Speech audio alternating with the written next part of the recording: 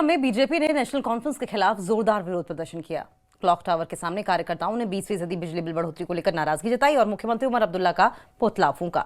BJP का कहना है कि ये बढ़ोतरी एनसी सरकार की गलत नीतियों का नतीजा है। ये खास रिपोर्ट देखें।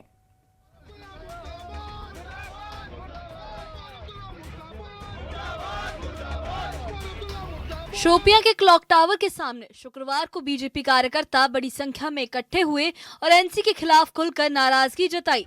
नारेबाजी, पोस्टर और गुस्सा, हर तरफ माहौल गर्म था। प्रदर्शन के दौरान कार्यकर्ताओं ने मुख्यमंत्री उमर अब्दुल्ला का पुतला जलाकर ये संदेश दिया कि वो एनसी की नीतियों से बेहद असंतुष्ट हैं। सड़क ही मंच बनी और आवाज सीधे जनता के बीच गूंजी। प्रदर्शन का मुख्य मुद्दा था बिजली बिलों में 20% की बढ़ोतरी।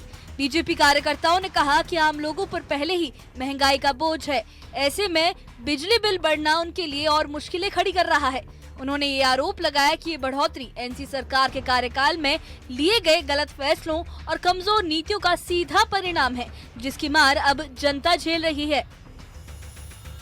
प्रदर्शन का नेतृत्व बीजेपी जिला अध्यक्ष राजा वसीम ने किया। उन्होंने मीडिया से बातचीत में कहा कि नेशनल कॉन्फ्रेंस ने सरकार में रहते हुए जनता के लिए कोई ठोस राहत नहीं दी।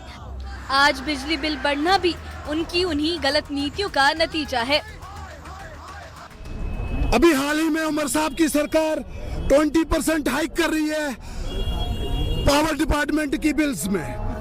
जो उमर साहब इलेक्शन से पहले कहते थे कि मैं मीटर्स को दरिया में डाल के उनको दफन कर दूंगा, लेकिन आज वही उमर साहब हमें कह रहे हैं कि आप प्रीपेड मीटर यूज करिए, क्योंकि उनकी आरटी प्रीपेड मीटर यूज करती है। यहाँ के नौजवानों के साथ वादा किया गया था कि आप लोगों को रोजगार मिलेगा, लेकिन बड़ी बदकिस्मती से हम ये कह रहे हैं कि अभी तक एक भी नौजवान को खाली नासिर असलम वानी साहब को छोड़ के किसी को रोजगार नहीं मिला। ये बड़े अफसोस की बात है।